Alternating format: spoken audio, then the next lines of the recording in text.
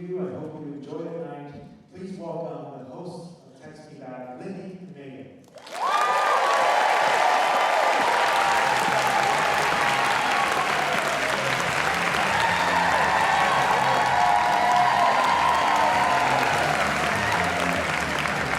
Hello! Oh boy. Oh, who's ready for some comedy? I love to laugh. I do. Well, here we are. We didn't done it again, America. We done it again. We done it again. So today, the episode that came out today, by the way, we recorded before we knew what was gonna happen. And there's this brief moment where Lindy and I are both like, oh, should we predict? And then we didn't. I just want to say something. If we had, I would have said Kamala's gonna win. Yeah. Like, I was sure of it. I really was sure of it. I was like, it's looking good. Somehow we're gonna pull this off. Despite how stupid this country is, I'm like, she about to do it. She about to do it. And then on Tuesday, my world was shattered anew. I think you said it as you put it earlier today. They got our asses. They so comprehensively got our asses. You know what? At every level, our asses were got. You know? There's no area in which my ass was spared. Do you know what I'm saying? I do. Yeah. I do. You guys feel, you know what I'm saying? How are y'all's asses feeling? Bad? Needless to say, we don't like this. I don't like it. And we don't know what to tell you, except look at us, look how cute we are all here in a room. We're so cute. And this is going to be a really, really fun and funny show. We are going to, as you all know, I hate to leave a person feeling like there's nothing you can do and we're fucked permanently. I do want people to feel, I really don't think that we're fucked permanently. Well, it depends on what day you ask me. But so we are going to have we're going to be hearing from Oregon Speaker of the House Julie Fahey later on, and talking a little bit about how local politics might save our asses a little bit. And we're going to be talking to an Emmy-award winning, beloved comedian, GUY BRANUM. He will also be talking about his ass. Our call time today was 3 p.m., which was more time than we needed. And so we have been revving up in the green room for 4 hours. Just drinking full sugar Coke. And I'm ready to go. I'm ready to have some fun. What else are you gonna do? It's all we got is just having fun with our friends, right? So look, we're gonna have to talk about the bad thing, but mostly we just want this to be fun and funny, and maybe you laugh and forget about your ass for a hot minute. So I guess we'll start with a little segment we like to call Tidings. I don't have the song, sorry. Should we try to sing it again? Glad tidings, glad tidings, glad tidings, glad tidings, glad tidings, glad tidings. Oh my God, Wow. Better than the professional choir. Yeah, not pitchy at all. So good. You're through to Hollywood. So here we're gonna tide. I just have a mini tiding first of all, which is that Meagan, Portland, Oregon / Beaverton, the whole area, absolute blockbuster food scene. We are from Seattle, we were born there. Seattle sucks ass when it comes to food. In Portland / Beaverton, you can just wander in off the street to any weird little restaurant, and it's the best shit you've ever eaten in your life. Naturally, today, Meagan and I, finding ourselves here for one day only, we went to Red Robin. Yum! Let me tell you. Sorry, it lives up to the song. I'm sorry. That shit slaps. It was so good. I was like, good. I'm trying to get some of those wide angle fries that they have, you know? And I was like, I hope they hit like I remember. Oh, They do. they surely did. Oh my They gosh, surely and did. There's a new thing at Red Robin, because I haven't been there in quite a while. They, like, you know how at like a Mexican restaurant they bring you a basket of chips on the house? They come out with a basket of fries at the beginning. And they was just like- put it there. And it had ranch and barbecue sauce. You tell that bird I say what's up. It was great. It was amazing. I think, honestly, I mean, Red Robin, great Seattle company. I think it might have been better than the Washington Red Robins. Oh. And I know that You're on notice, Washington Well- Red Robins. I know that doesn't make sense because it's just a corporate monster at this point, and so all the food comes out of a bag from the back of a truck. But like, I don't know. It's a good bag. I think the robins that are working back, fluttering around the kitchen in Oregon, are working harder and smarter, and they're putting a little more love into my bonsai burger. Here's what I got. Okay. I said this is a mini tiding, and it is, but I just want to acknowledge that I went to Red Robin thinking that I knew for sure what I was going to get, which is obviously buffalo clucks and fries, Doy. which is chicken strips tossed in buffalo sauce. They call it, oh God, they have some stupid name for it, like, upgrade your clucks to bangin' clucks, but I don't know. Anyway, I was like, obviously I'm gonna get that. But then I got there, and that bonsai burger called to me from my youth. And if you haven't had this, it's a hamburger, but it has teriyaki sauce on it, and it has a pineapple ring. It is so good. And so I got that, and then I got my favorite thing, which is a iceberg lettuce salad with honey mustard dressing. And then I got a child-size chocolate malt, which is plenty of malt. And that's my story. It's a good story. And if you're the IRS, I would like you to know that was a business expense. Because we discussed business at the lunch. It actually was the first, like, fun thing that we've bought with our podcast money was my bonsai burger and Megan's cheeseburger.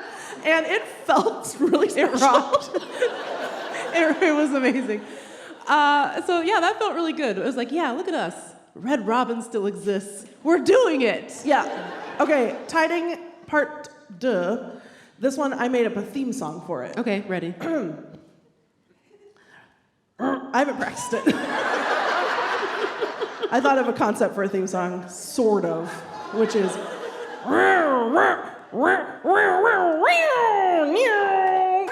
Beep, beep, beep. It's car tidings. It's cars. Should I start? Okay, so on Tuesday, nothing else was going on Tuesday. So I was like, so my husband and I were like, should we go buy a car? We'd been researching, we'd been hyper fixated on the research. We were like, what should we get? And we decided we wanted to be re-enveloped into the warm embrace of the Volvo Corporation. My very first car was a 1987 Volvo 240. It was just a big box that a man named Oddvar used to work on before he fired me as a client. It was very weird. Then just only started hanging out with Norwegians, and I was not invited into the Oddvar's inner circle. Okay, Oddvar. Okay, well, speaking of someone who was in Oddvar's inner circle, truly, Oddvar, rest in peace. He just died, I think, this year or last year. He was a friend of the family. You know, as a Norwegian, a storied Norwegian. What is a word for another word for family? Whatever. We were friends with Oddvar, and I think he dated my aunt, and he worked on my mom's Volvo because she was Norwegian, but then he was just too popular because he was too good at working on Volvos, and so then he had to say no, tusen takk for the business, but. I only These work people on. do not speak Norwegian. Norse. It means no thanks. No talk. No. It means no thanks. Okay. Well, anyway, he was like Norse cars only. Sorry, and some of us made the cut, and some of us didn't. Anyway, so I was like, what else are we doing on a Tuesday? Let's drive out to White Marsh, Maryland, and buy a sporty little Volvo crossover as like a little celebratory little gift. And I was like, what should we name it? Let's name it Carmela. And then I went to an election party and I was never heard from again. But I've never had a car that has all like the stuff in it, so I'm like, Bluetooth Connect. Oh, wow! Look at this feature. Do you have CarPlay, or is that only Hyundai? Wow, we have CarPlay. Oh, sorry, I didn't want to. But you know what it has? This is a segue into your car tiding. It has like a dual temperature control, so like the person in the passenger seat can have a different temperature than the person in the driver's seat.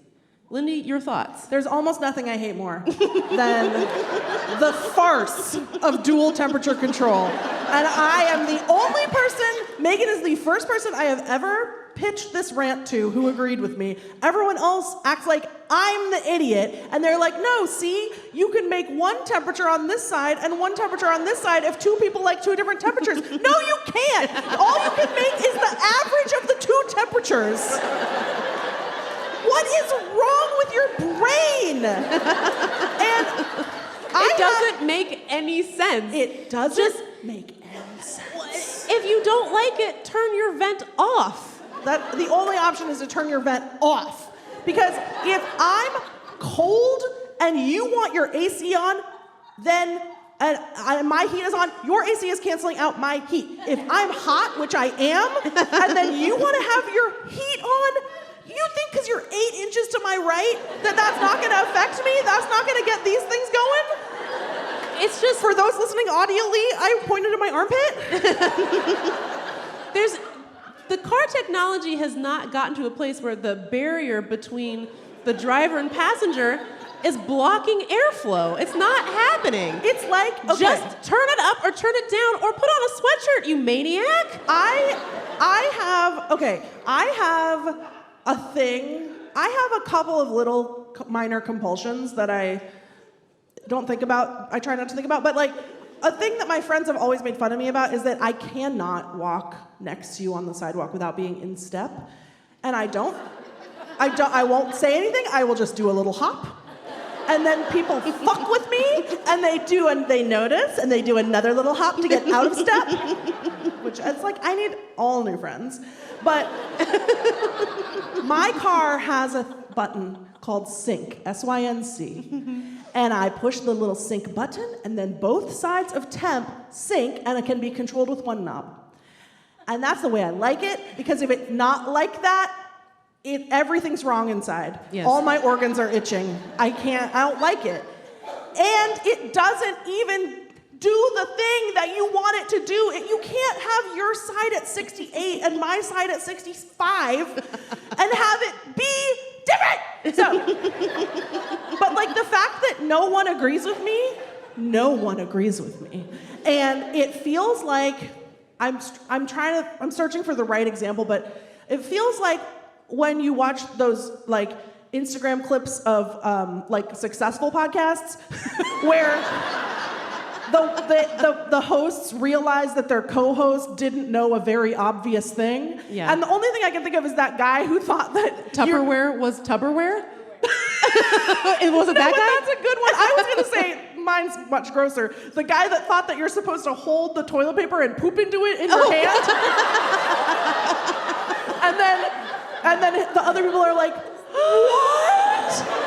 And that's how I feel about all of you who think that for some reason you're a totally normal person in the rest of your life. You go to work, you're successful, everyone likes you, but then you believe that the two people on the two sides of the car can have different temperatures? What? I feel like you're the toilet paper guy. That's what I'm saying. I'm the only normal person on this earth. Yeah. Okay, that's my car talk. And now look at you. Now you're all heated. I know. I'm so hot. And I would love a little vent blowing just right on me. At a balmy 65. Oh, no. 65. I like a 62. I like the AC cranked all winter. The only way it's okay is if... say someone had an illness or like they needed to have like the windows down. You had to have the windows down in the winter and then you wanted some hot air blowing on your foot. Like, okay. But that's too specific. That's the exception that proves the rule. I agree with you. Thanks, Megan. I agree with you. I'm going to pull back the curtain and say, I don't think that clock is right. I don't think we've been talking for 20 minutes. Well, it was at negative 10 minutes when we stared. So we've been talking for 30 I'm going to be honest minutes? with you, I have no idea what's going on right now. All right, if it starts to get to be like 9 o'clock, can you all start yelling a little bit? Because we don't know what's happening. You just start slowly filing out the doors. That's fine. Angrily, and then we'll know that the show is over. That would be great. Thank you. But yeah, we're out of tidings. Yeah, we are out of tidings. Are you thinking that we've been talking too long or not long enough? I'm thinking we're supposed to bring out our guest. That's what I think we're supposed to bring out our first guest. But he's not. I don't see him. So I don't know. You know what we didn't do, Megan? Is What? ask our first guest, how do you want us to introduce you? Oh, we didn't ask him that. So Oh, there he is. we're gonna coming out right now to do his own introduction. It's Emmy-award winner Guy Branum. Comedian Guy Branum. Hi, Guy. He's an actor, writer, and comedian. Hello. Hello. Hi. Welcome to the program. Tell them some of your credits. I just won an Emmy for writing for Hacks. I'm on the show Platonic, but you guys don't know about it because it's on Apple Plus and they hide their television shows. Octavia Spencer has had a show for 4 seasons. None of you have ever heard about it. And I am one of the early noteworthy footnotes in Lindy's book. It's true. You explained to me about queer-coded villains in Disney movies. Oh, yeah. Now well-trod territory, I but know. back in the 20-teens, we were all learning. I was like, We were so young. I mean, I think I just texted you and I was like, Guy, is Sir Hiss gay? That's the snake from the animated Robin Hood. And you said, yeah, he's gay. Guy, how are you? How are you hanging in there? Well, you know, I feel really bad because yesterday I got to do a fun game show and then I got to come here and it's been nice. I've been chit-chatting with you guys and I haven't been thinking about, I think the weird thing about this situation is just we don't know what the future will bring. We have had 4 years of Trump presidency and we all made it, not everyone made it through, but, it wasn't as terrible as it could have been. And, I'm feeling weird. We're all feeling weird. Yeah.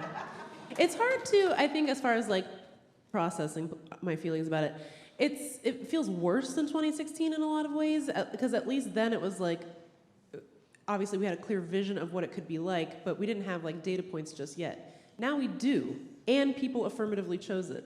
And I think what I'm really struggling with is, this man won the popular vote. You know what I mean? That's a big shift from 2016. Well, as a liberal, I got tired of people on the left yelling about, we must abolish the Electoral College. Yeah, you're gonna have to win Congress first. Yeah, right.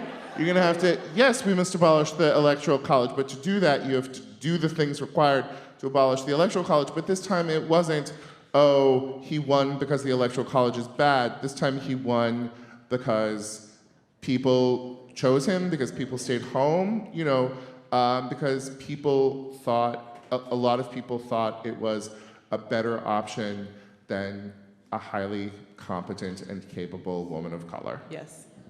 I think it's a little bit easy to be like, well, if only she had done this, and if only she had done that, and at the end of the day, it's like, if she'd like tacked left, I've seen that a lot, like if she'd just gone to the left on this issue or that issue, and it's like, I don't think that the numbers are showing us that information, and I think at the end of the day, it was just regular, classic sexism and racism that did us in. But I also think that there is maybe a silver lining to be seen very, very far and distantly past many terrible linings. Yes. But so frequently we can construe politics as a thing that is done by politicians to us. Mm-hmm. Did Hillary go to Wisconsin? Like, are they doing it good or they're doing it bad? We don't like them, they're doing it bad. And there's something interesting about seeing the will of people who were angry because they felt that the Biden administration wasn't meeting their needs enough. And it, you know, the horrible thing about it is it feels like democracy. Yeah. You know? It does. Wow. And I don't like it. That's a really good line. And really sad. Yes, if I give up comedy and just go to audiences and want to chill them to the bone. Welcome to our comedy show. I do stand-up spooky. This is a haunted house. Welcome. I don't know. Yeah, I guess it just sort of feels like you know, people are worried about the economy, and it's like, really, you don't care if I live or die? You're upset that eggs are $5? You know what I mean? It's like Eggs are really expensive. like, why are these egg people coming out of the woodwork so upset about eggs? In Washington, What? eggs are like $8. Mom? I didn't vote for him, but I'm just saying they're really expensive. My second guessing of Kamala, and none of us should be second guessing Kamala, is why didn't she, at that debate, just say, how much do you think bacon is? As he was yelling about bacon, he does not know how much bacon is. Yeah, this hasn't gone shopping probably in his life. But his also the entire other life. part is like, what's so hard about this loss is that when Biden stepped aside, every fucking Democrat and Liz Cheney were like, let's put on a show. Pete Buttigieg, you're gonna make the sets, and AOC is gonna write a song, and John Fetterman is going to not be helpful. Yeah. But it really felt like as a Democrat, everyone was on the same page. Everyone understood that this was very, very important, and it felt really meaningful. And then, you know, 69% of non-college men were like, we got an opinion too. Unfortunately, they let us talk. I mean, I remember that day. And it was like, because, I mean, this probably isn't true, but it's kind of true, because due to Day Job LLC, Meagan, like, kind of knew first that... Oh, wow. What did I know? About that, Oh, that yeah. Biden was... Oh, that he was going to step down. I Yeah. was like, don't tell anyone. Meagan was like, big news coming soon. And it was a huge day for me. I was very excited to... By the way, that almost never happens. Like, I get a lot of gossip that never delivers, and this time I was like, oh boy, did I nail it. But then the announcement came out, and then it was we were maybe recording that day, or we were having our business girl meeting. I'm not sure, but I just remember sitting on the Zoom, and we were both like feeling hope. Yeah. For the first time in so long, because remember when the candidate was Biden? That was grim. It was times. very grim. That felt bad. And then we were like, what is this? What's this? What are these golden bubbles coming up from my heart? Yeah. And it was, and I guess, you know what? I guess all I want to say is I don't regret having that feeling. No, me neither. I think that's an important feeling to be able to feel.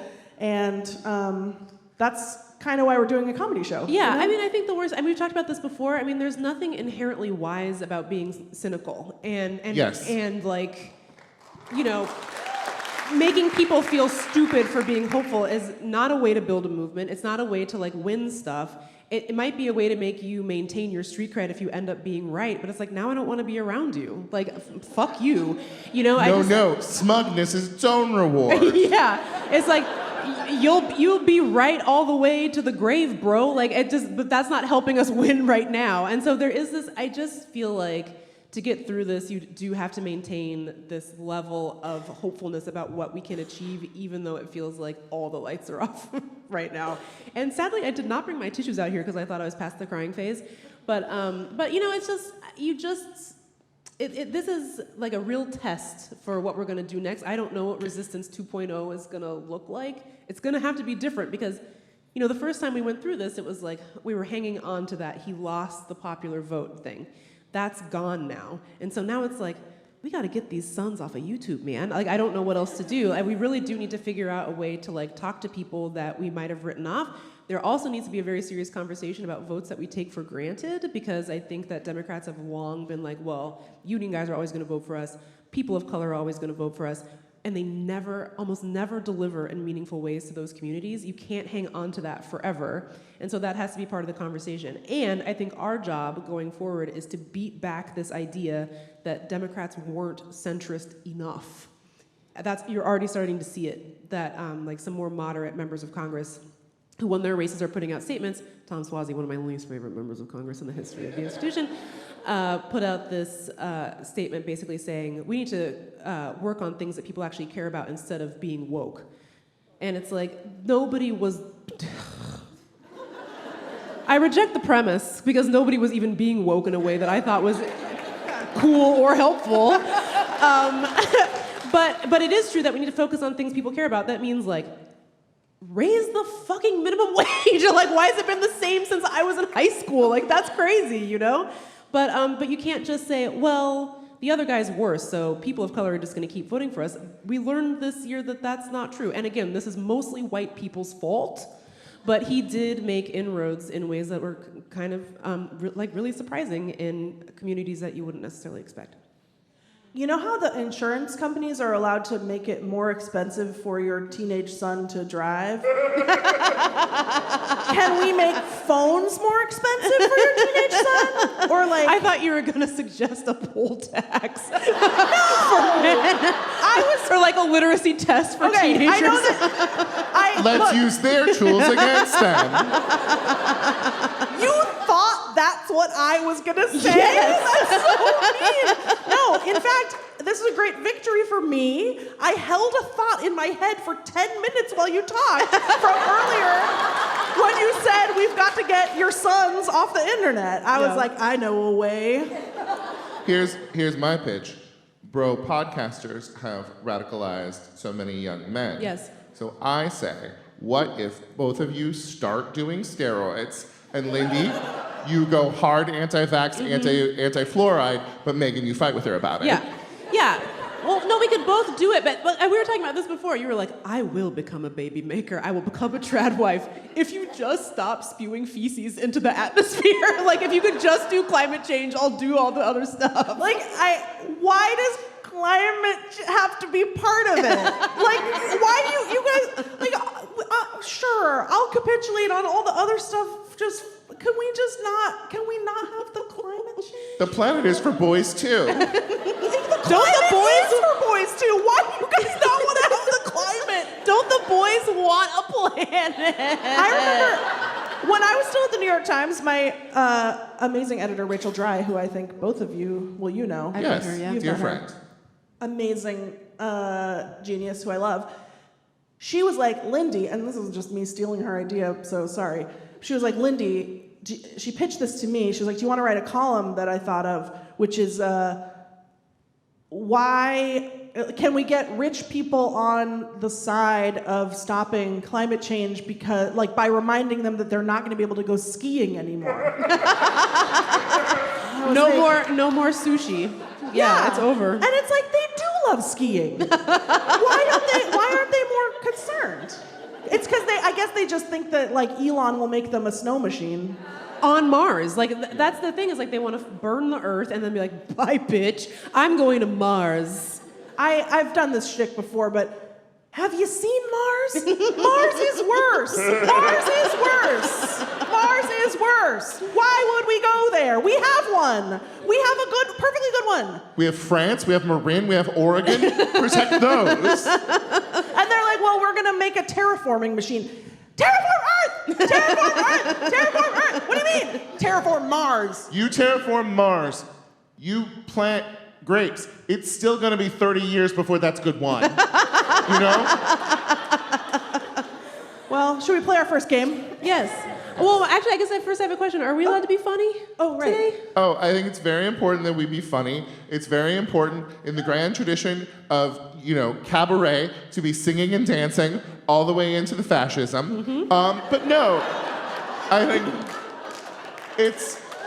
think America, everyone loves to shit on institutions, but the first time Trump was elected, the one thought that got me through is it's Americans all the way down. It's Americans all the way down, and it was a hope that there would be some degree of respect for law and difference, and that was somewhat true. And I think that us talking and making jokes that aren't just successfully identifying racial stereotypes from 70 years ago is an important way of keeping our spirits up and challenging the system around us. Okay.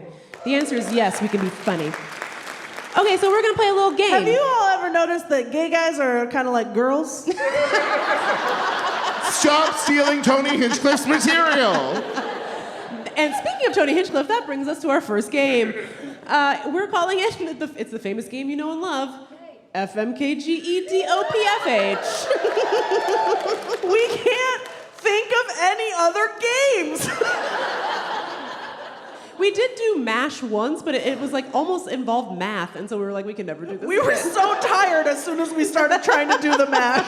Like Lindy was doing the calculations. Where's Sam Irby gonna live? In a trailer with Charles S. Dutton. This is too hard. That wasn't good. She got a good result, though. Yeah. Rock? Yes. Yeah, it was really good. Yeah. Okay, the categories. Lindy, would you like to read them off? Yes. So, should we say the concept of this? Yes. Okay. That might be good. This is our revenge edition, FMKGEDOPFH. And I'm going to read the contestants first because then I think you'll understand. Contestants, options, I don't know what we call it, the people that you can pick from. Okay. 53%-ish question mark of white women. 59% question mark ish, depending on what source you read, of white men. Steve Kornacki's gray chinos. Why did he change them? They used to be khaki. Then he shows up on Tuesday for the first time in gray chinos? Steven! Joe Biden. The Commonwealth of Pennsylvania, parentheses derogatory. An unidentified Arizona State student who told MSNBC that Kamala not going on Joe Rogan is what decided his vote. Benjamin Netanyahu. Oh, wow. Wow. Cut that. Allie, cut that. Well, what happened, I think, is that the brain said, cut that, but here we're gonna do it. Benjamin Netanyahu. Okay. Tony Hinchcliffe. And then, sadly, Lindy and Meagan for laughing and giggling, for violating the no giggle pledge constantly. It is getting hot in here. If you don't know, Meagan and I made a pledge that we were not going to find Donald Trump funny because we were taking the election seriously. We violated that pledge. Many times. We thought that everything that he said was very funny over and over. And then now it's not funny. It's not funny now. And we're busted. And so we are on the list. We will receive our punishment because these are the punishments for the contestants. Flush. Monkeypox. Kick in the bottom. Get listeria from unregulated lean cuisine. Every morning when you wake up, Lyndon Johnson's ghost is in your bedroom to show you his phantom hog. Does everyone know that Lyndon Johnson had a giant hog that he called Jumbo and he would show it to people in the White House?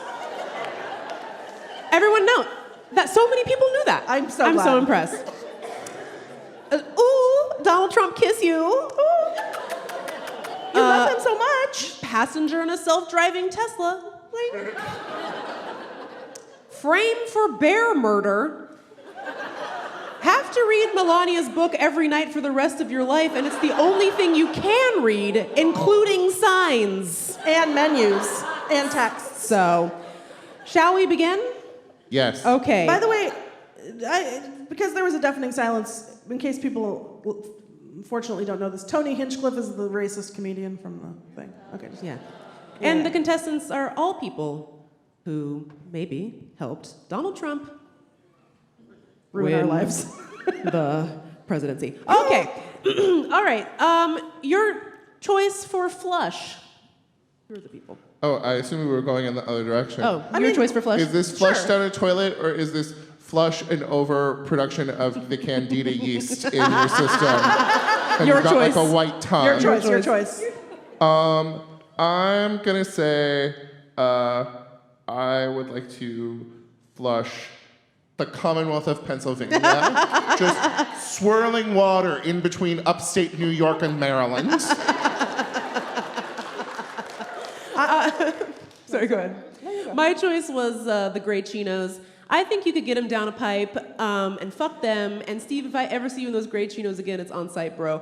Stick with the khaki, homie.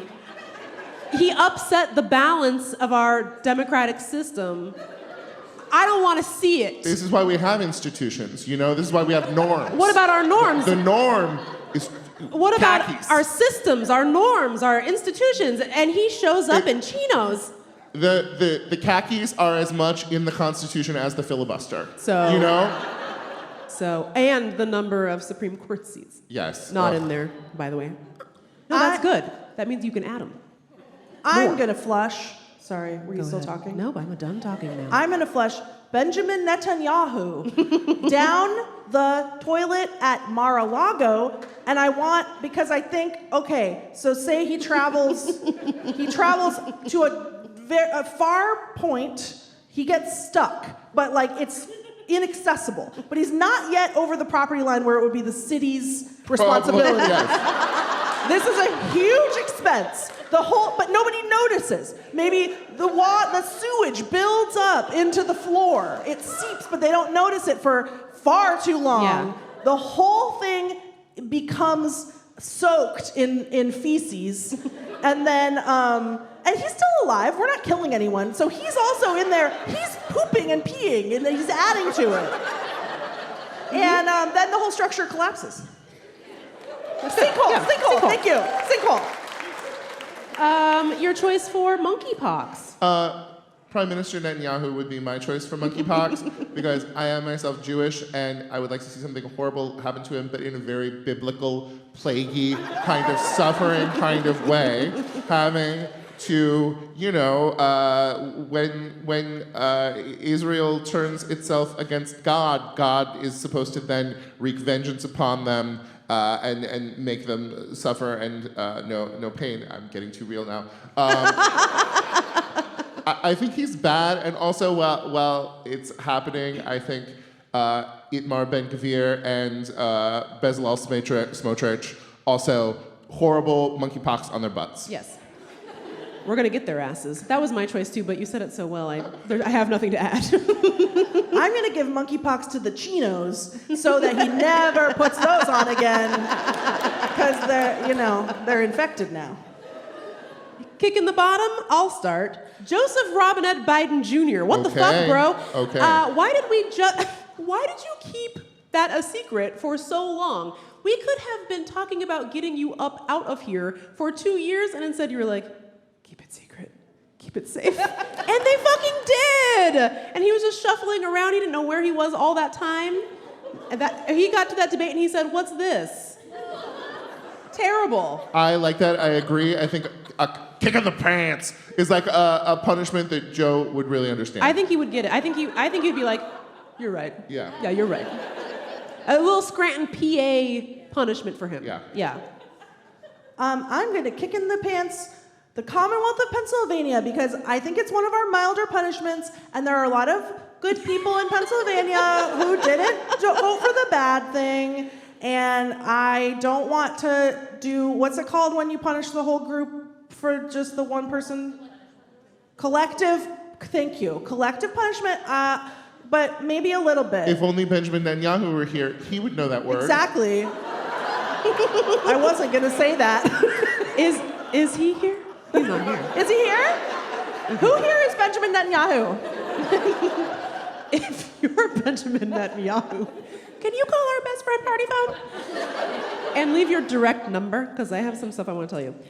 I want to say, can I predict? Did you also kick in the butt, Joe Biden? Yes. Okay.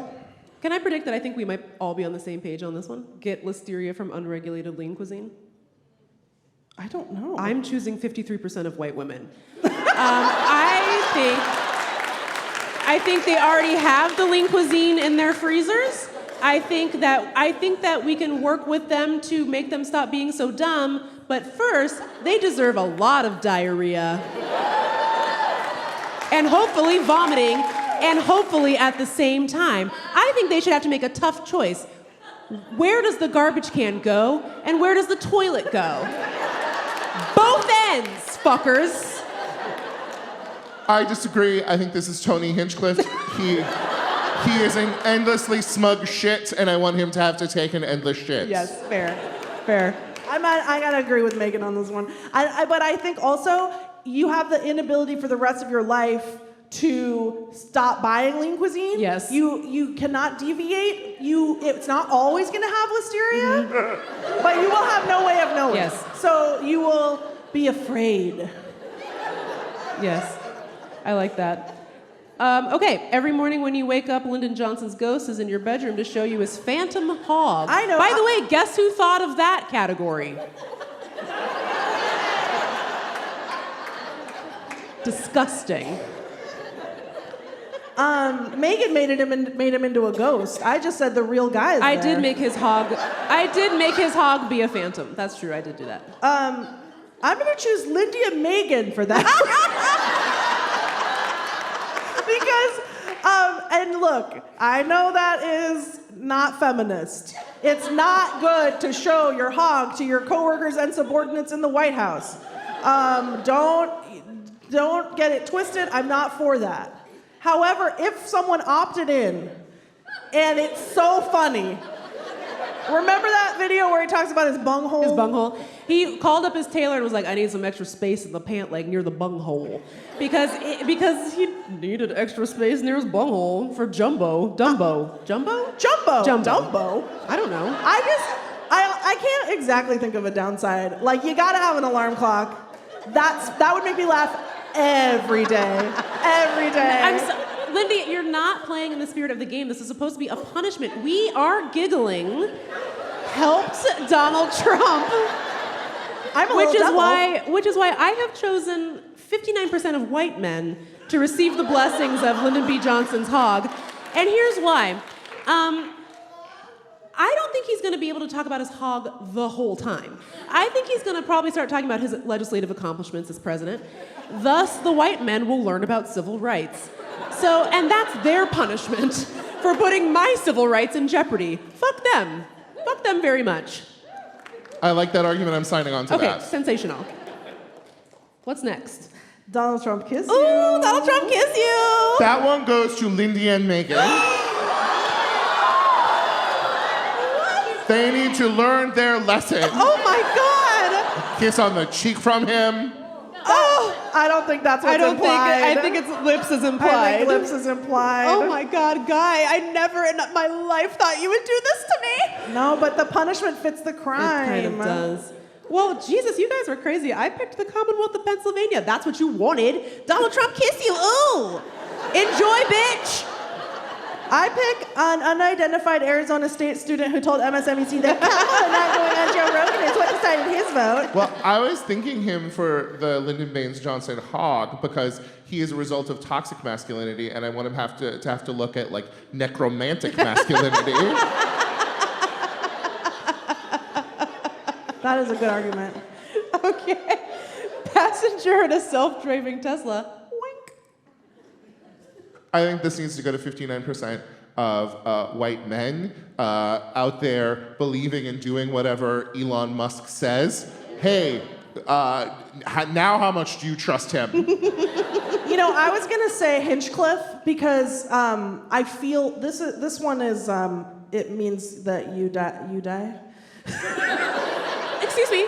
Wink. It's implied. Wink. But also, if we lost 59% of white men, ooh. it would be like... No, that's what No, it would be like, but also it would be like Russia in the 70s, where like all the old people are just ladies with like scarves on their heads, and that would be fun. Yeah. Well, so I didn't finish my sentence. I was like, oh, it should be Hinchcliffe because I don't know. I just feel like like no one would notice. Who cares? He like you know. I feel like he's killable. But then I think you're right, because what if we're talking about, what are we gonna do? Put 59% of white men in a self-driving Tesla winky face. It would really change a wise things. choice. I feel like I was being hyper-specific in my choices. For this, I picked an unidentified Arizona State student who told MSNBC that Kamala not going on Joe Rogan is what decided his vote. I just feel like the punishment very specifically fits the crime in this case. But to your point, it's kind of the same rationale. You know what I mean? But It's the same rationale, and it's a good start. Yeah. You know? like we can start there. We can see how it goes. Wink. And then maybe we broaden the program after that. Yeah. Just a reminder. Yeah, maybe we let women go in the car. We restore the right after Trump Vance takes it away. No, but I'm just saying 59% of white men does include the big boys. They would also go in the self-driving Tesla winky face. So What are you talking about? I'm saying that Donald Trump and J.D. Vance would have to go into the self-driving Tesla. They voted for themselves. Let's... All right. Hey, Lindy, I want to caution you right here and now. I once made a salty joke about a presidential family member, and my home was investigated by the Secret Service, and then I couldn't host a game on Kelly Clarkson with Michelle Obama because the Secret Service wouldn't let me. And let me, from that, make 2 points. Be careful what you say, Lindy West, as your friend. And the second thing is to Tony Hinchcliffe, who's the rock comedian now? Real comedians aren't allowed within 300 yards of a president. Yeah. And by the way, what do you mean you're investigating me? I thought the self-driving Tesla is perfectly safe. It's a great invention. So how can I possibly be threatening anyone? I'm not. Yeah. I believe in the Musk brain. Okay. Frame for bear murder. I don't have anyone left. I do. Steve Kornacki's Great Chinos. I want you guys to think about that Netflix limited series 20 years from now. A pair of chinos on trial, a savvy lady lawyer, and one headless bear carcass who's pretty pissed off. I picked Lindy and Meagan for giggling for this one. I do think we deserve to be framed for a bear's murder. And I think we could have a nice time doing it. So it was a little bit of a cop-out because I was like, that would be really funny if we got framed for a bear's murder. And we could talk about it on the show. But then we would also go to jail, which we deserve for giggling, you know? I'm going to say Joe Biden, because there's no way he could get out of it. Because they'd be like, oh, really? You didn't murder the bear? Where were you? Where were you 2 weeks ago? He'd be like, Who could say, really? sorry, that was evil. I'm so evil today. It's been a hard week. It's been a hard week. You got to read Melania's book every night for the rest of your life, and it's the only thing you can read, including signs. Wait, this is the one I believe in most strongly. This is the only appropriate punishment for 53% of white women. I think you should have to go into some being John Malkovich terror of, oh, you want to be a trad wife? Oh, you want to vote to maintain the interests of the patriarchy? Well, live inside the fucking patriarchy just all day long, learning about growing up in Ljubljana and being too tall in school. Can we just briefly touch on her PR for this book? It was shot like a White Diamonds commercial, like, these have always brought me luck. Like, the lighting was so crazy, and she's like, reproductive rights are the most important rights. And then it ended. And I was like, what? What's this book about? I am giving this to Tony Hinchcliffe. I think that's a very specific punishment for him. I think he hates women. He probably hates Melania. And I think having to listen to a woman's voice would specifically send him into a tailspin that he deserves. I got this. Hinchcliffe's the only one I got left, but I like it. I like it, and I like he can't. I feel like a comedian is always like looking for stuff to joke about, and I feel like he only has one piece of media for the rest of his life, and it's Melania's book. What's the deal with the 9th chapter of Melania's book? She said it was hard to be a model in New York. That's good. That's good stuff. Well, do you really think I'm going to get in trouble because I said that if we put 53% of white men into a Tesla, Donald Trump would be in there? No. No, you're fine. Phew. Okay. That was stressful for me. Well, that's our game. That's the famous game, FMKGETOPFH.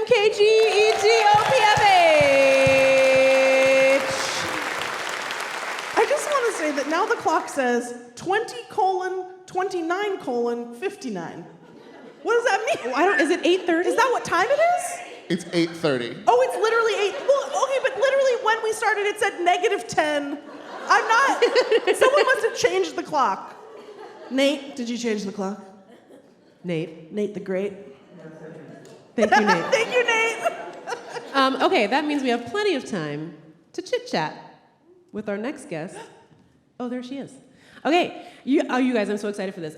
Before she comes out, I want to say something. We were trying to find another guest to talk about politics after the election for you all, and we reached out to somebody, I won't say who immediately was like, no. It was a politician, and we were like, we play this game FMK, and this person's chief of staff said, girl, absolutely not. And then I was like, maybe we should Google around for some local politicians who'd be cool to have, and I found this person in my Google search, our next guest, and then I'm really lazy and never emailed her. And then she emailed us. She shot her shot. It was amazing. So she emailed us and she said, I heard you're looking for somebody cool from Oregon to come to your show. And then she very self-deprecatingly was like, I'm not cool, but I'd really like to come. And I was like, I was just Googling you. This You is are perfect. cool, by the way. And you saved me a ton of legwork. It's the only time that we've ever said, if you're someone cool from Oregon and you're listening, give us a call. No one else ever calls. No. They never call. when We've we say requested a call from the mayor of Port Townsend. Nothing. We've asked for Barack Obama to call. They never call. But Oregon Speaker of the House, Julie Fahey,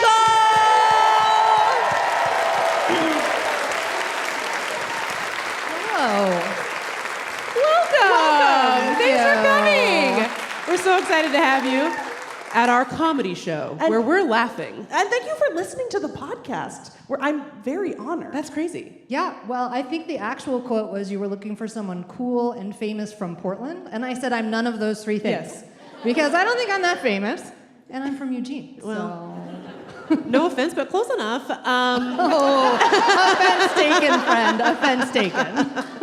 You know who we should have gotten is the CEO of the Tillamook factory. Oh. That would have kicked ass. Megan, Honestly, Julie's Julie, I right love her, here. but I I'm was so excited sorry. about that. More cheese is more exciting than me. I got it. No. You know No, that we're when so you excited. go to the Tillamook factory, you can get a bowl with one scoop of every flavor of the ice cream, and it's like this big.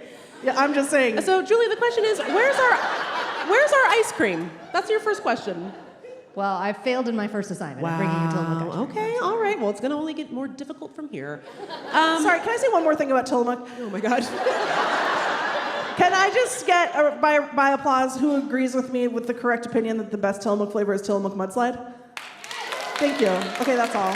All right, nailed it. I'm sorry, I want to step in here. Julie, you have the vast powers of legislation in this state.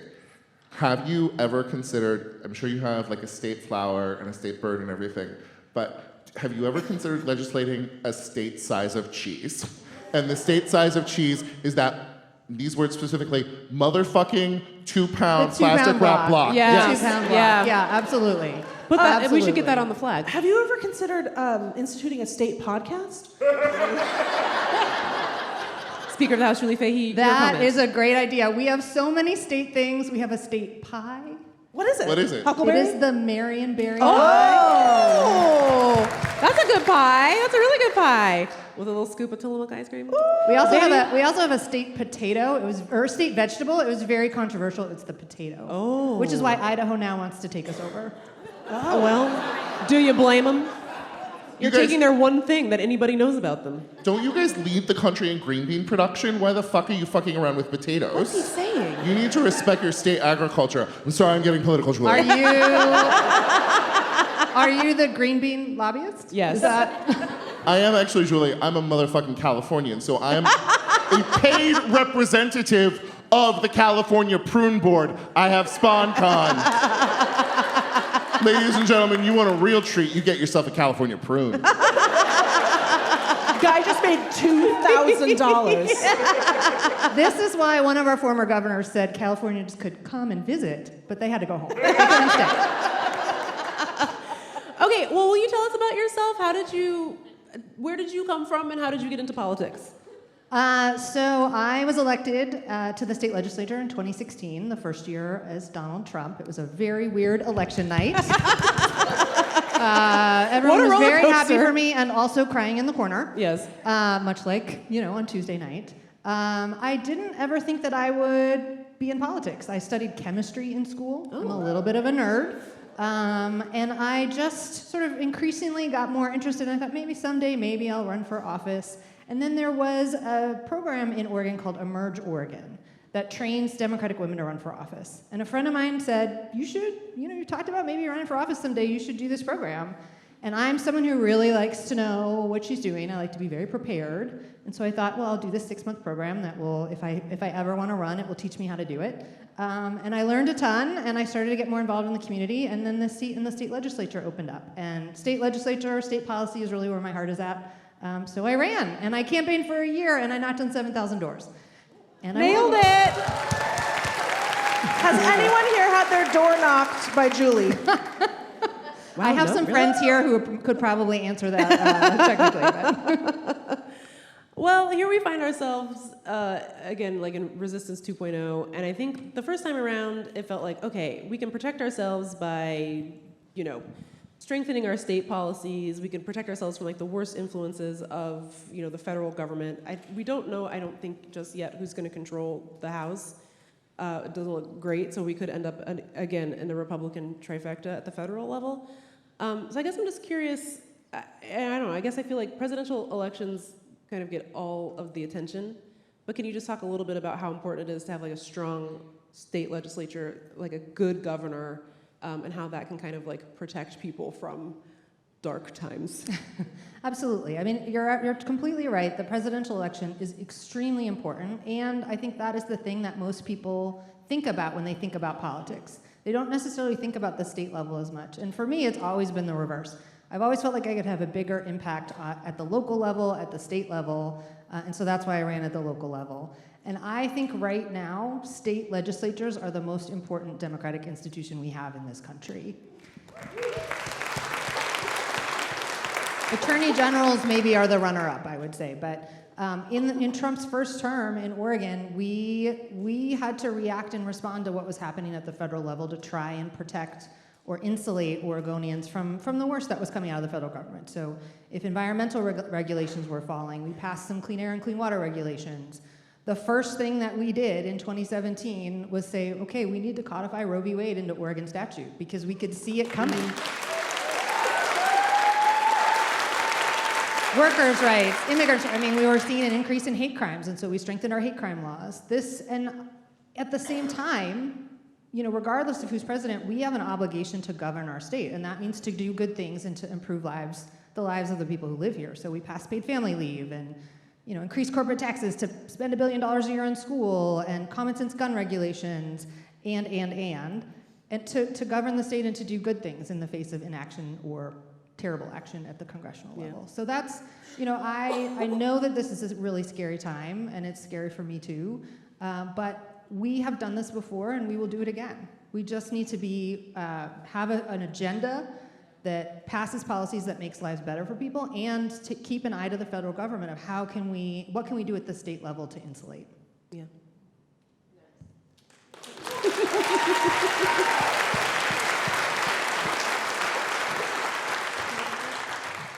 What?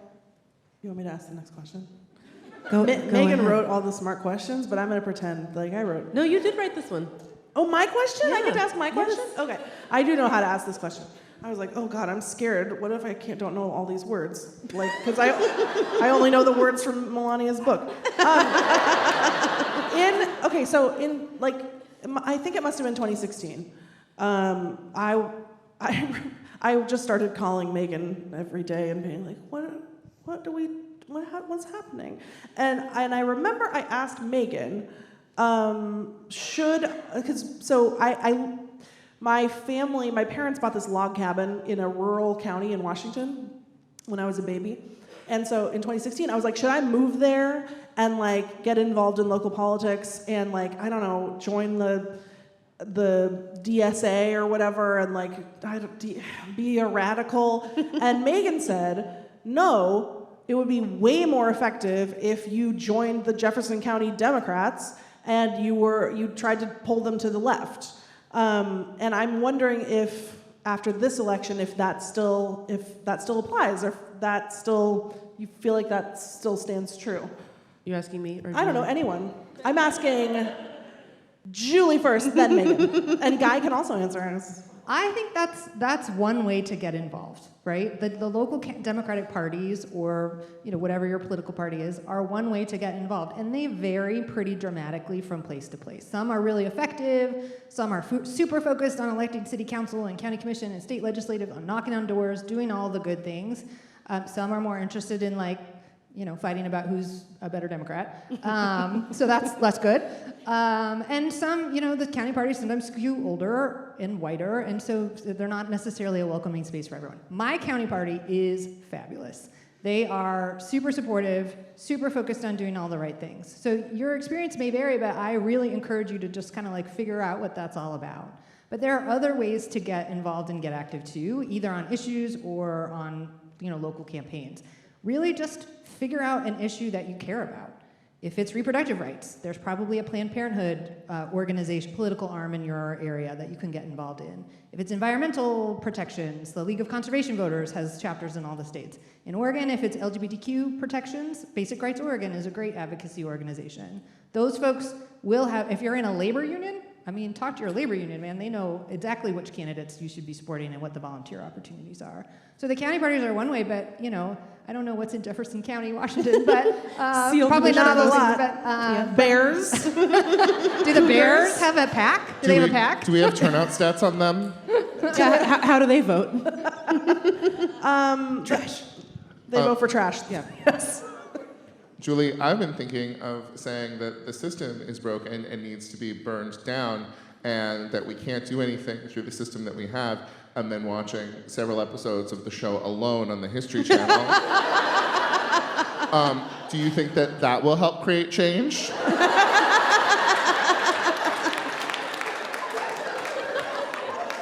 I regret to inform you, probably not. Oh, damn.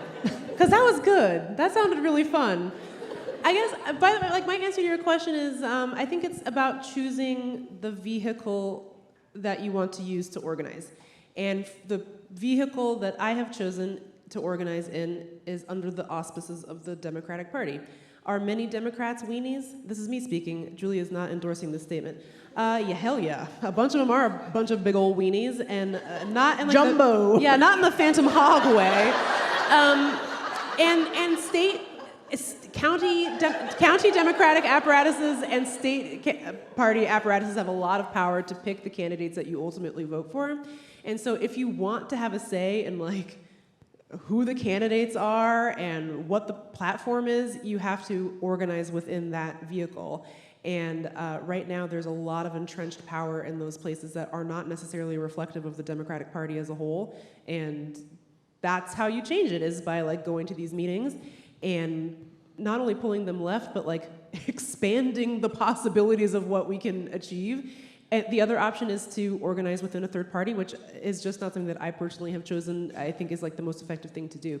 And I think where we are now, we're at this kind of reckoning of kind of what we were talking about before, not taking votes for granted, making sure the party is reflective of the people that they're supposed to be delivering for, but also a little bit all over the place here, and I know I'm not the first person to say this. Right now, it's at the federal level. I think we have a lot of elected Democrats who are carrying baggage. Their philosophies were forged most specifically by Jimmy Carter losing in 1980. And so, yeah, I know, that was a really long time ago. I wasn't even born yet, and I'm kind of old. And that was their formative experience, was that a Democrat tried to do something and then that Democrat lost. And they've carried that baggage ever since. And now they're afraid to make any big moves in one direction or the other. And what we need is the age is not what I'm talking about, but people who don't have that baggage, people who aren't afraid to lose their jobs to do something worthwhile for people, and that is done through like organizing within that party structure. I would like to make 4 points. I probably will not remember all of them. The first one is, as I've mentioned to Lindy and Meagan too many times, because I'm too proud of it, I got to do stand-up for the House Democrats last February, and one of my observations is that all of the dudes were kind of, a lot of the dudes were a little bit douchebags in fleece carrying around a guitar. A lot of them had guitars. And most of the women there were really, really competent and capable and trying really hard to govern this country well. So I would say, work to elect more women. My second point But is... no one from this 53%. You all are done. Yes, not You're them. done for a minute. Well, they're in the bathroom. My second point is that I have been vowing to make a video about why specifically the voting system that we use in the United States is not built for third parties. It's this thing called Duvaliers law. And I need to explain, I need to make a video where I explain it to people that no one will watch or enjoy, but I will feel satisfied. But it just leads, even in countries where you do have a viable third-party system, in Canada and Britain, so frequently you end up with 30% of the country electing a majority. I don't think that's good for democracy. I think America's two-party system, were it healthy, is a great way of letting people feel like they are being governed by a majority. But that can lead to this kind of conservatism, which leads me to point 3, and that is, in California, we have a primary system that allows in liberal districts, we have a two-phase election where everybody runs Republicans against Democrats, and then whoever the top 2 vote getters are move along. And that allows very liberal districts to have a choice between maybe a more moderate Democrat and a more progressive Democrat. And I think the more that we can do to switch up the way that we vote in this country, the more we will do to switch up who is elected in this country. So, just an idea, Julie. I'm just putting it out there. What was point 4? Was the soft pitch to Julie. Oh, we okay. have a lawmaker here. He's lobbying. He's I'm from the lobbying powerful as much as I prune lobby. can. Also, I have some fracking I would like to do around Medford. Bad news, I passed a fracking moratorium Oh! a few years ago in Oregon. Yay! Cannot frack in Medford. What can't Julie do? Julie's amazing, you guys. Okay, I think we have one last question for you, and then we're gonna play a game with Julie. You'll never guess what it is. I think what we saw in the election, with the data that we've seen, is that Donald Trump made inroads in places that you wouldn't expect. And even in, say, Minnesota, where Governor Walz was from, he was making inroads. There was no, vice presidential candidate boost. We didn't really see that, home state boost. And he made inroads in places that were, that usually are, reliable Democratic votes. But it sounds like Oregon was kind of spared from those types of overtures from the Trump campaign. And I'm curious if you could talk a little bit about why and how do we do that everywhere? Did you get your sons off YouTube? Is that what you did? We did have a pretty good election night in Oregon on Tuesday. So we elected Democratic Attorney General, Secretary of State, Treasurer, and we picked up a seat in the Oregon legislature. So we kept our pretty strong majorities there. So and I don't know that there's any one single answer as to why that happened, right? I think it's probably complicated, but I'd talk about 2 things. One is candidate quality. So we recruited candidates that their values are aligned with Oregonians' values, and we have great candidates. Their candidates were less good. Yeah. I think the Republicans in Oregon, many of them have sort of devolved into conspiracy theories and instability that voters did not respond to. They ran an election denier for Secretary of State, who is in charge of our elections in Oregon. That person lost by a lot. It's like putting RFK in charge of Health and Human Services. Who would do that?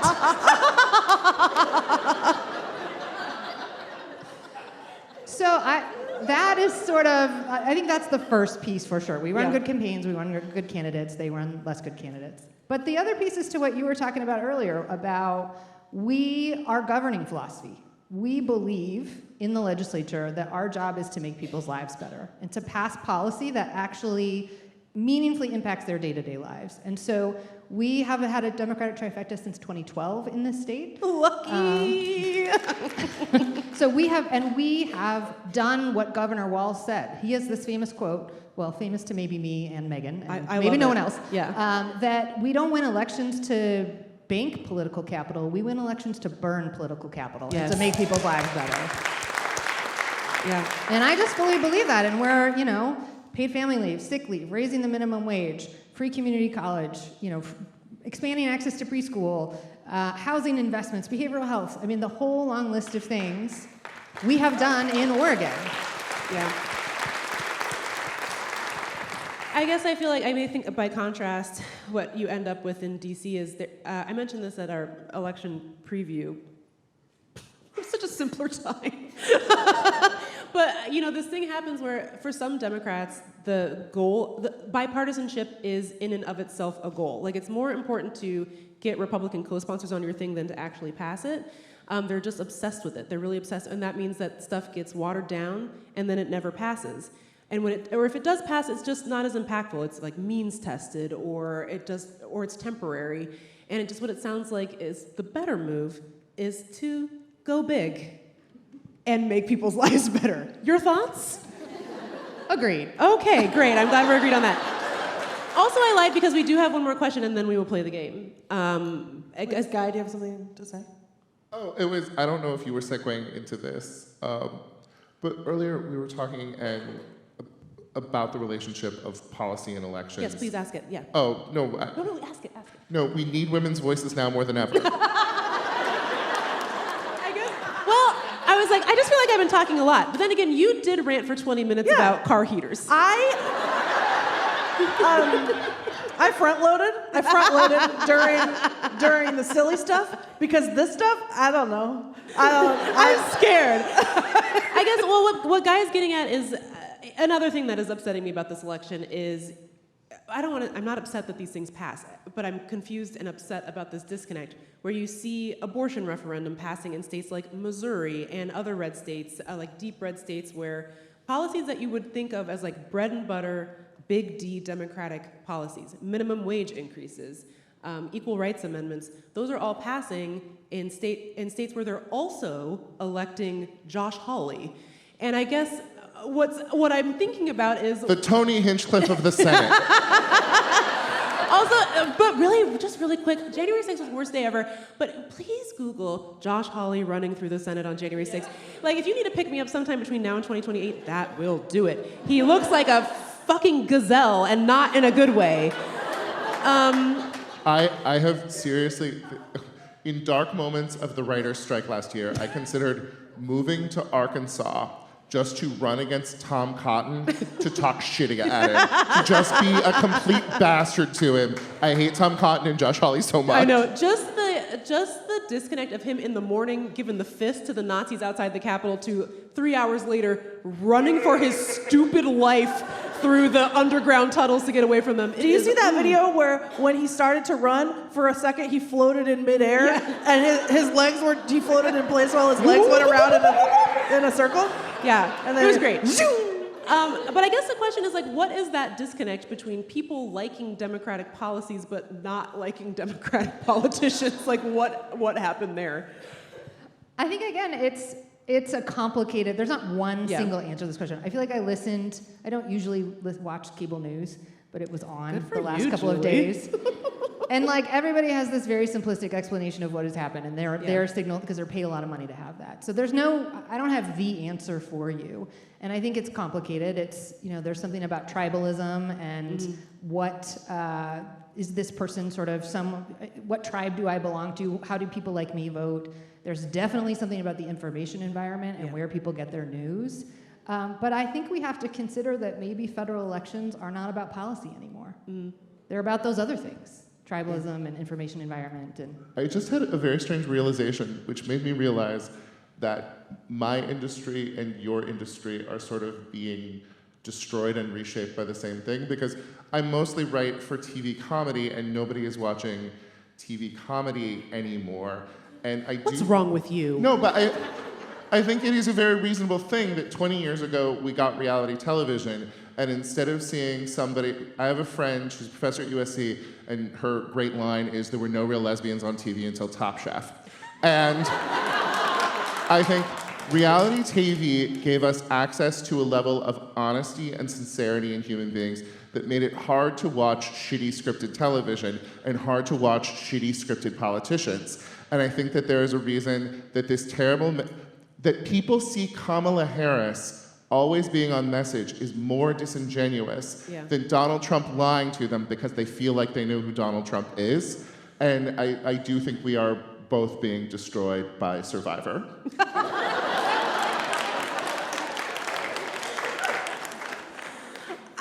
I really appreciate you being here and talking through this with us. I feel like... Can we play my little game before you guys play the big game? Yes, I forgot we have a mini game and a maxi game.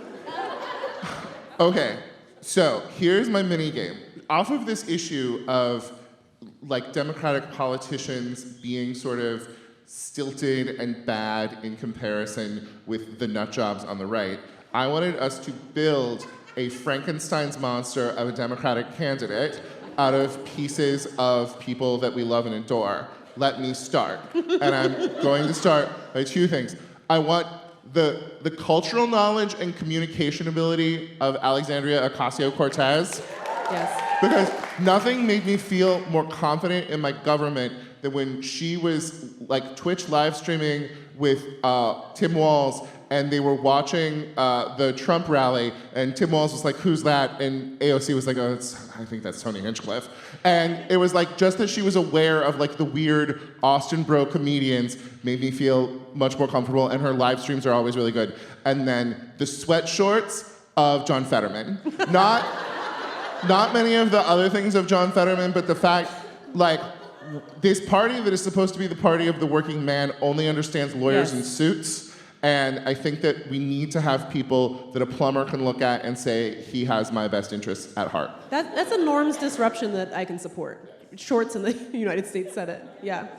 Mine's kind of a cop-out, because we already talked about it, but I want we don't win elections to bank political capital, we win elections to burn political capital. I want that Tim Walz piece in our dream candidate for the future. Julie? I would say, so I'm someone who really cares about policy. You know, I'm not a show horse, I'm a workhorse. And to me, that's in a state legislature, we are working legislators. We don't just push buttons and go on C-SPAN or whatever. We actually develop policy, and we have a lot of challenges at the state level that we need to solve. So I want someone who's willing to dig in on policy, regardless of what their ideology is. And so, to me, the Frankenstein's monster, I would take Elizabeth Warren's focus on policy.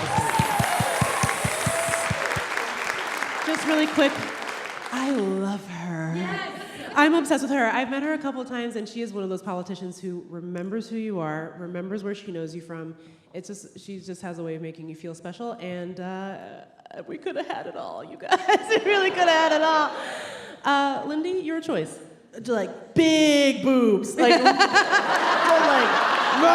boobs. No honk. But whose are we talking about? Are we talking like dolly jugs? Are we talking? Yeah, like Coco, like iced tea and Coco.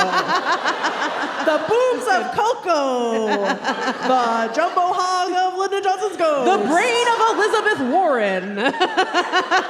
The philosophy of Tim Walz and the shorts of John Fetterman. You're welcome, DNC.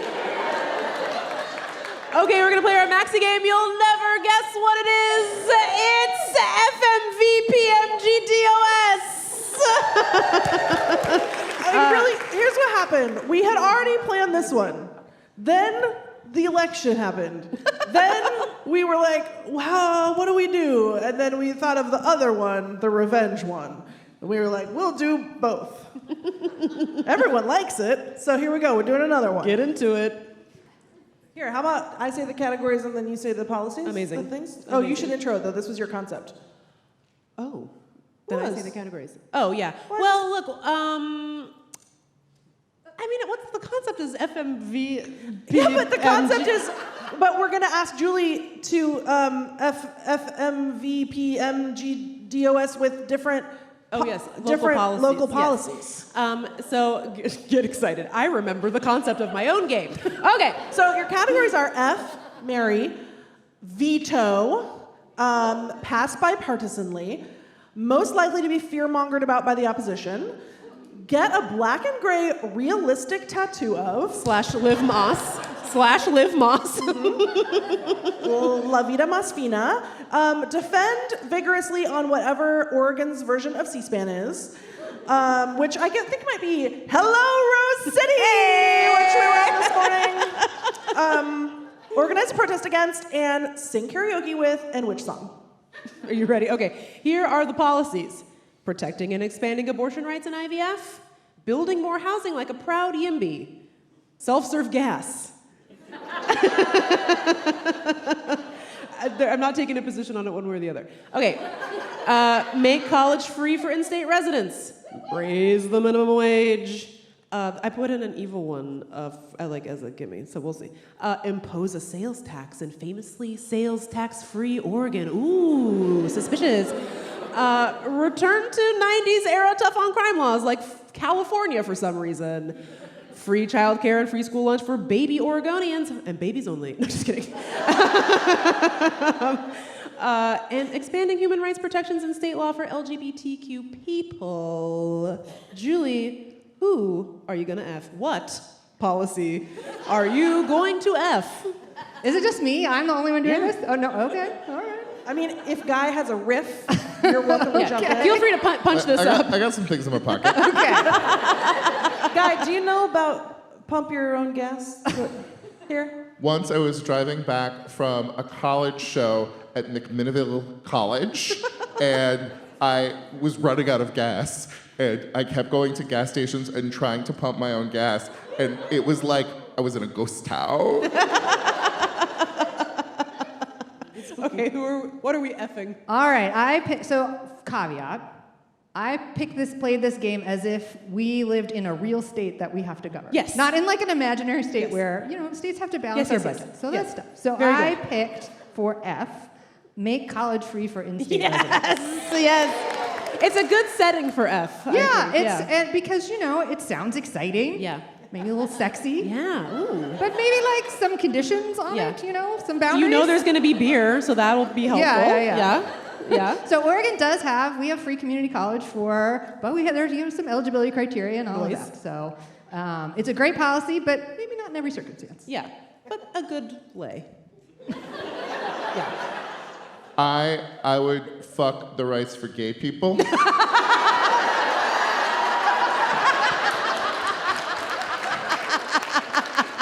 While it's still legal. It's only been legal since 2003, remember? Remember. So fuck while you can. Get into it while you can, folks. Okay, which policy will you marry? Free childcare and free school lunches for a baby good Oregonians. A beautiful marriage. Yeah, it's definitely a good marriage. I think it's a long-term commitment, right?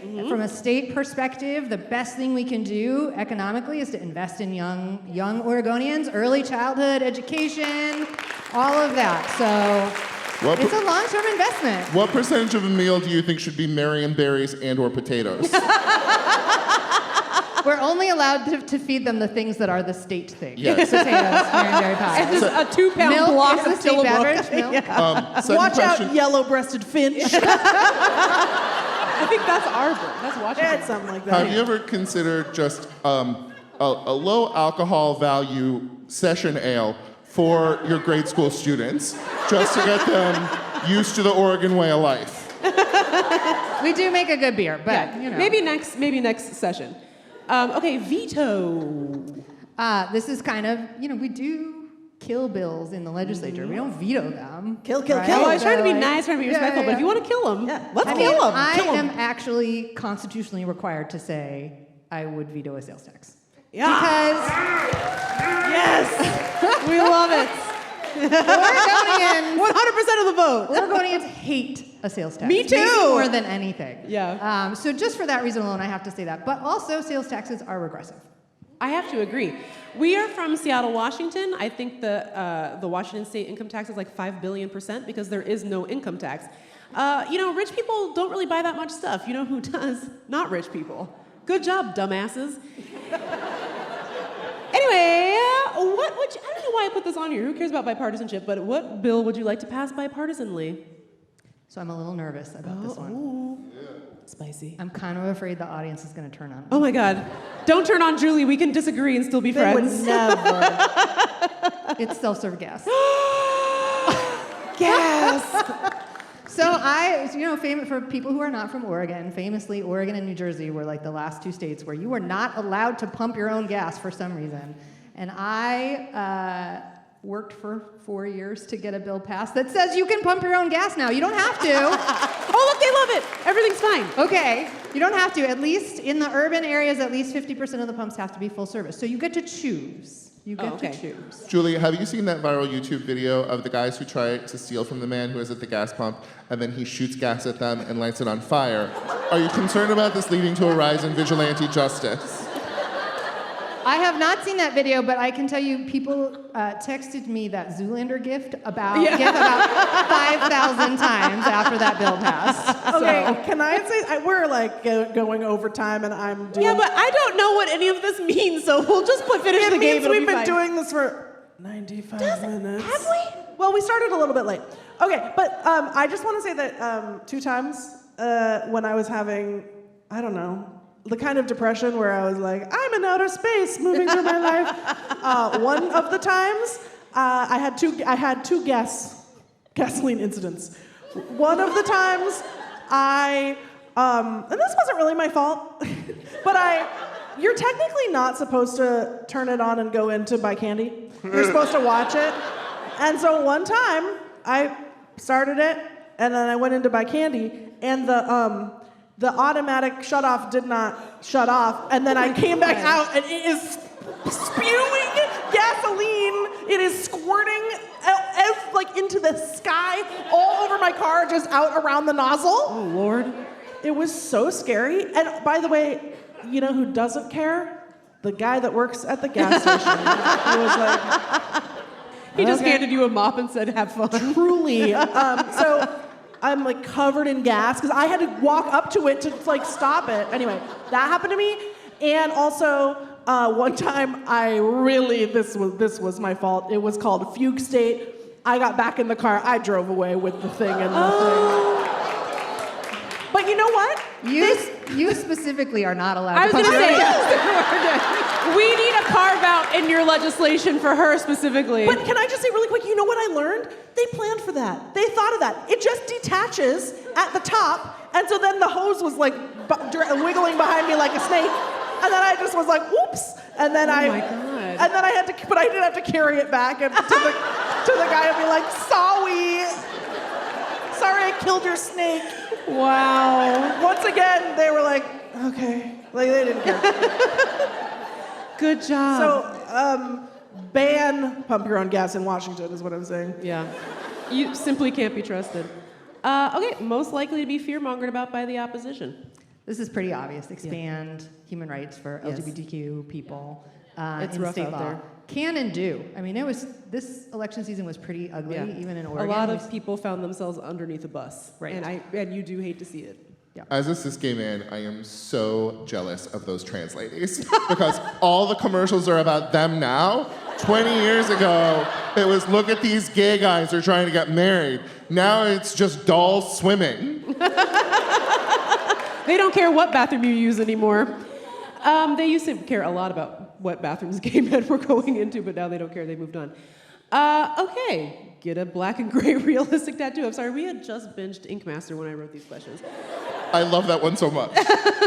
So this one was really hard. Honestly, I kind of wanted to answer housing for about half of these things. So the thing I'm actually most likely to get a tattoo of is housing, but I answered protecting and expanding abortion rights. And That's a good tattoo. That's a good that tattoo. was the first bill I ever got to carry on the House floor was the bill where we codified Roe v. Wade. So That makes me emotional. I love that. Don't we love local politics. Yes. Okay, defend vigorously on whatever Oregon's version of C-SPAN is, and what is Oregon's version of C-SPAN? Oregon's version of C-SPAN is OPB's Think Out Loud with Dave Miller. There's some think heads out there. If you're Dave Miller, give us a call. And I put building more housing like a proud YIMBY. That is, I used to be the chair of the housing committee in Oregon, and it was and is kind of my mission in life to, every time I'm in a room full of Democrats, to convince them that we actually need to build more housing. Are you listening? If you're the entire city of Seattle, will you give us a call? Also, someone needs to lock the doors, because this is now a housing podcast, and you all are going to hear my housing manifesto for the next hour. I know we're over time. This is now our house, and we live here. Look at the density of our new home. It's beautiful. We did it. The balcony's not that dense. We didn't sell them. Okay. I love you, people in the balcony. That's okay. We'll get you next time. Organize a protest against. This was sort of a gimme too, right? There's I only gave one you legit bad thing on the list. I gave you 2 gimmies. We try to be nice on this show. Yeah, return to 90s era tough on crime. Yes, thank you. I agree. It sucks. And that's another thing that I feel like is kind of zombie. There's a lot of like panic from the 90s that seems to be zombified and coming back, and like LGBTQ panic is one of those things. Crime panic, homelessness panic. It's too many Ryan Murphy limited series. They're getting our heads. Menendez brothers, OJs. Our brains are going back there. Can I offer a spicy take? Go on. I think that I would get a realistic black and gray tattoo of the tough on crime 90s crime laws. Because it would be so cool. You could get like the Terminator or like some kind of like. You could get like a brass knuckles on the Terminator. Yes. I guess. Yeah. Because he's doing crime? Well, Or he's just from the don't you 90s? think he's like an artifact of like, Yeah. we need a tough cop to walk slowly through city and punch, And then he became the governor of California, so it makes a lot of sense. I like the aesthetic of the 90s tough guy. Sure. I'm like a 90s tough guy, but with a heart of gold.